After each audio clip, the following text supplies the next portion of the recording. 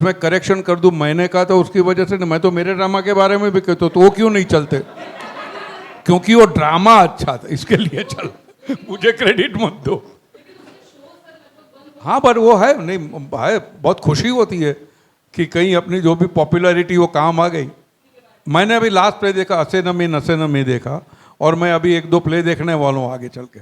But है ये तो फैंटास्टिक है, 52 प्ले चल रहे हैं आपके वहाँ, 52 प्लेज। आप लोग नसीब वाले हैं। था देव बावली, जो बहुत ही मुझे अच्छा लगा और मेरा जी चाह रहा है उसको दोबारा देखने के। और तमाशा के बारे में एक परफॉर्मेंस, लावणी का परफॉर्मेंस एक मैंने देखा था जिसमें सकूबाई थी मेन। बहुत ही मैंने वो 2-3 बार देखा। और मराठी थिएटर तो हमेशा ही डायनेमिक था, हमेशा ही यहाँ पे ओरिजिनल नाटक लिखे जाते थे। इनफैक्ट मैं कहूँगा कि मैंने ज़िंदगी में जो सबसे बेहतरीन थिएटर परफॉर्मेंसेस देखे हैं वो मराठी नाटकों में, और ज़्यादातर पुणे में।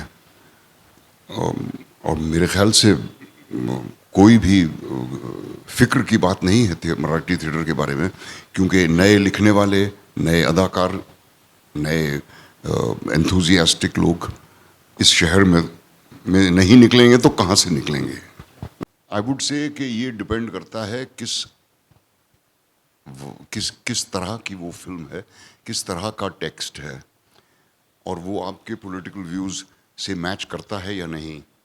अगर नहीं करता तो मेरे ख्याल से ऐसे नाटक नहीं करने चाहिए आपको, और अगर करता है तो कीजिए।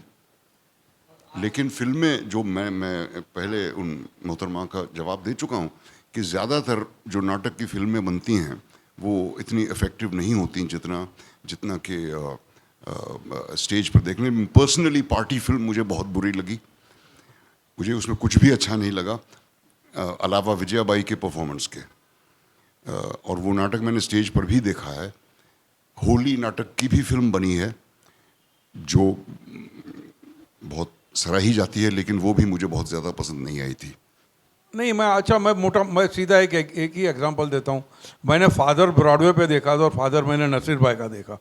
अभी उनके मुंह पे तारीफ करनी पड़ी, मुझे इनका परफॉर्म मुझे बेहतरीन लगा था। तो मुझे अब वो जो लेवल पे करते हैं ना, वो लेवल पे हम कर नहीं सकते। वो मैन पावर, वो बाकी की जो फैसिलिटी होती है, लेकिन बिल्कुल टेक्स्ट के साथ, बैर मिनिमम के साथ जो हमारे वहाँ जादू हुआ था, वो जादू मैंने वहाँ नहीं देखा था। First of all they have to give up their addiction to Hindi cinema. That is what I tell them, though of course they don't listen. But what I try to do is to help them, and I'm not training people who want to launch their careers necessarily. I like to train people who are interested in learning about acting. And whether that acting is done on the TV or on the stage or in cinema is immaterial. I think the ground rules of learning acting stay the same. So what I do with the students is encourage them to think. I emphasize that don't think that being an actor means escaping your education. And I tell young people who come to me, or their parents come to me and say, our son wants to be an actor. So what advice I give them is don't think that you can escape your education. We need educated actors very badly. Long enough have uneducated actors ruled the roost. And it's very important. And what I try to do is help them understand what are the building bricks of an actor's job. Where does it begin? It doesn't begin with reciting dialogue. It begins with a lot of application and understanding of what you are doing and the use of imagination and observation. That is what I try to do. I don't teach them how to show anger or how to show happiness or how to, because I don't believe in ready-made emotions. The actors must understand how and why an emotion arises. So the exercises that I have devised are geared towards helping them with that. Being here is the answer to that. And the number of young people who are performing today, that is an answer to that. And see, I have great faith in the youth of this country. And I'm very, very happy to see so many young people involved in theatre, not just in Pune, in Bombay as well.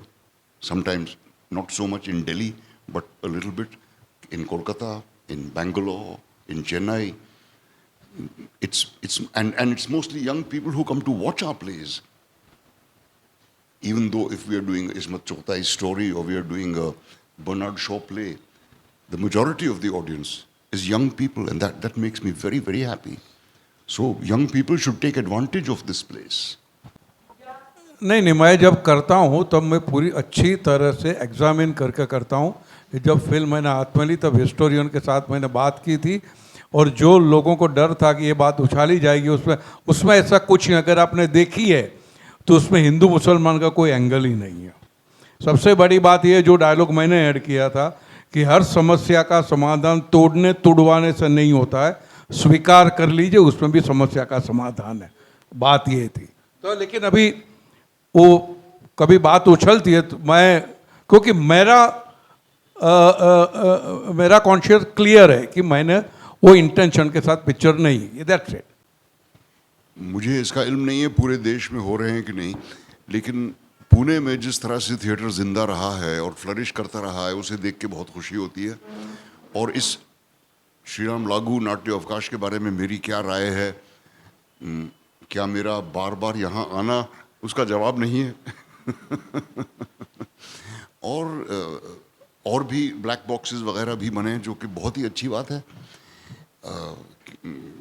कि नए युवा theatre करने वाले ऐसे spaces को इस्तेमाल कर सकें, क्योंकि हर एक तो बाल गंधर्व में नाटक अपना पेश कर नहीं सकता. तो ये, और जैसा कि परेश ने कहा, सपोर्ट की तो ज़रूरत है. हम थिएटर को हमेशा पेट्रनेज की ज़रूरत पड़ी है. अगर शेक्सपियर के पास पेट्रन ना होता तो वो ना लिख पाते जो कुछ उन्होंने लिखा है.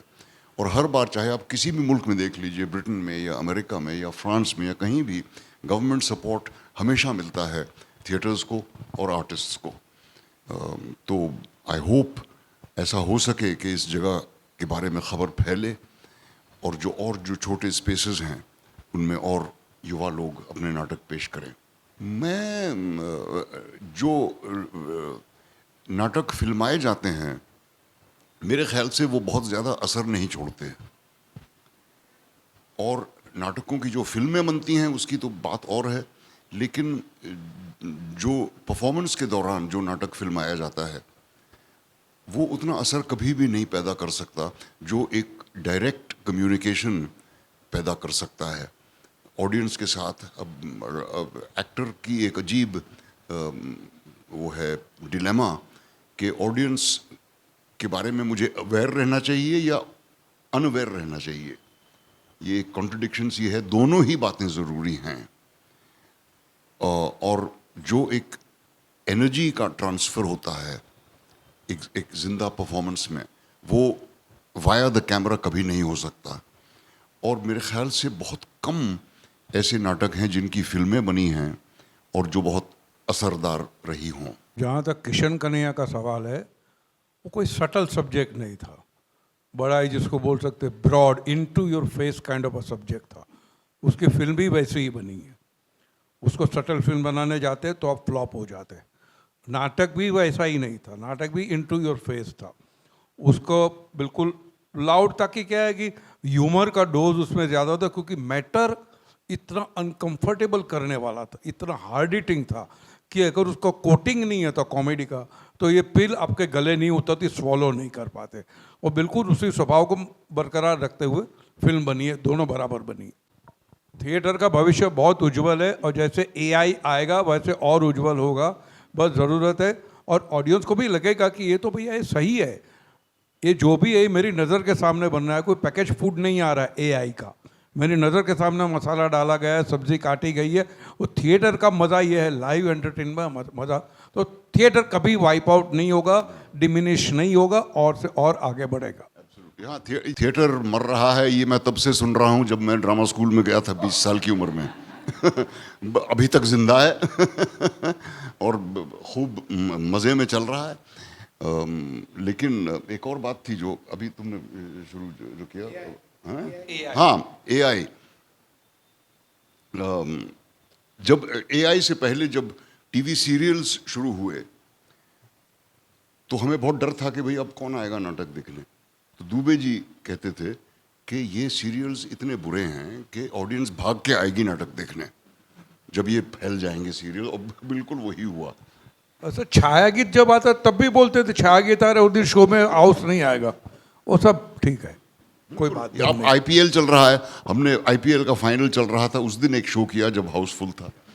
तो जो लोग क्रिकेट देखना चाहते हैं वो क्रिकेट देखते हैं, जो लोग नाटक देखना चाहते हैं वो नाटक देखते हैं। मैं ये समझता हूँ कि ऐसे थिएटर स्पेसेस, कल्चरल स्पेसेस ज़्यादा से ज़्यादा होने चाहिए।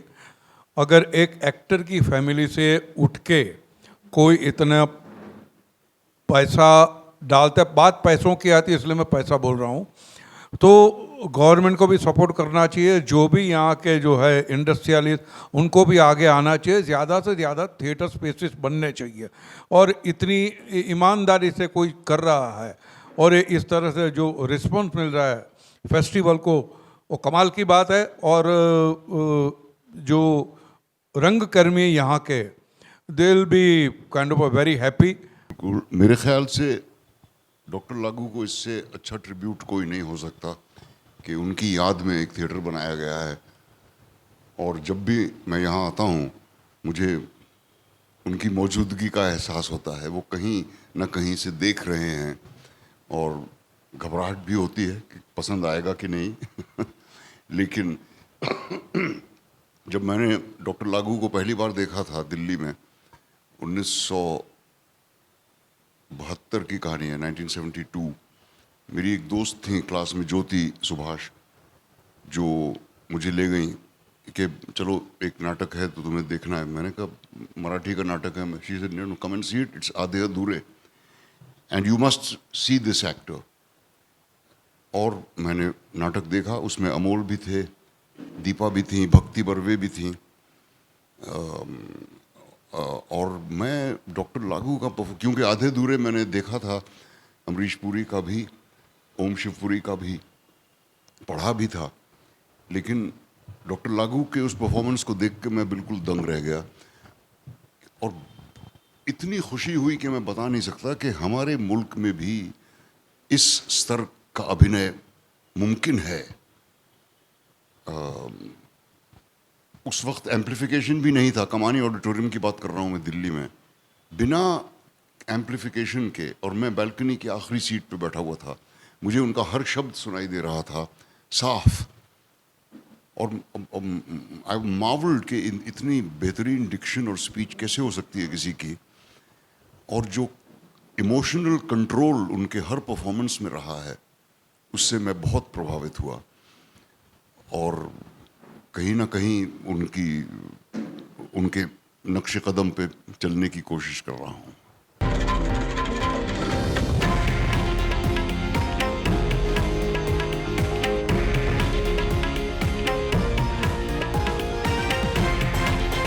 हे आहे देशातील नंबर 1 न्यूज नेटवर्क आणि आपण पाहत आहात TV9 मराठी, एकमेव.